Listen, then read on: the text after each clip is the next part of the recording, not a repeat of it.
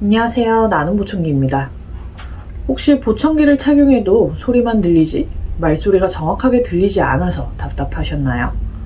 오늘 이 문제에 대한 원인과 해결책에 대해서 알아보도록 하겠습니다.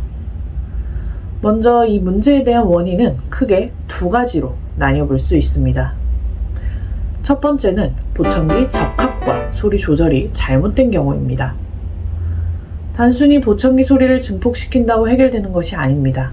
착용자의 청력, 성향, 환경 등을 고려해야 할 변수가 정말 다양한데요.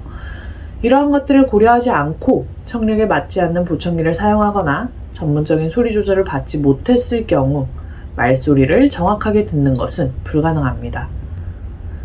말소리가 정확하게 들리지 않는 두 번째 원인은 난청과 말소리 이해가 뇌기능과 깊은 관련이 있기 때문입니다. 청각신경계와 뇌의 여러 부분에서 소리에 대한 처리가 이루어져야 하는데 난청으로 인해 소리의 명료도와 의미를 이해하는 데 어려움을 초래하게 됩니다. 하나만 예를 들어 살펴보자면 청각피질과 연결되는 청각연안피질은 소리를 인식하고 이를 이해하는 데 중요한 역할을 합니다. 하지만 난청이 있으면 이 부분의 정보 처리 능력이 감소하거나 왜곡될 수 있습니다. 그렇다면 해결책은 무엇이 있을까요? 첫 번째는 정확한 보청기 소리 조절을 받는 것입니다. 이를 위해 전문적인 청력 검사와 시리 측정, 그리고 청능사의 실력이 매우 중요합니다. 최근 들어 다른 곳에서 보청기를 구입하고 나눔 보청기에서 소리 조절을 받고 싶다고 찾아오시는 분들을 자주 뵙는데요. 잘 들리지 않는다고 해서 살펴보면 청력에 맞지 않는 보청기를 착용하고 있거나 제대로 소리 조절이 되지 않아서 말소리를 정확하게 듣지 못하고 있는 경우가 대부분입니다. 이렇다 보니 차라리 보청기를 빼는 게 더 잘 들린다고 하시는 분들도 계십니다.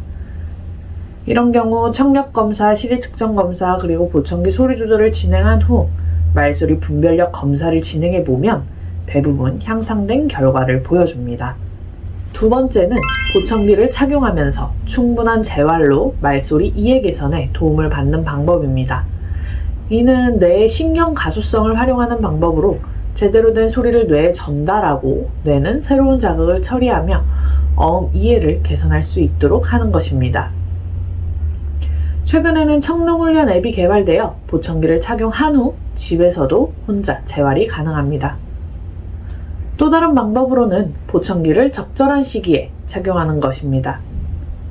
저널 오브 히어링 사이언스에 실린 논문에 따르면 난청의 초기 단계에서 보청기를 착용하면 언어 변별 능력이 향상될 수 있다고 합니다.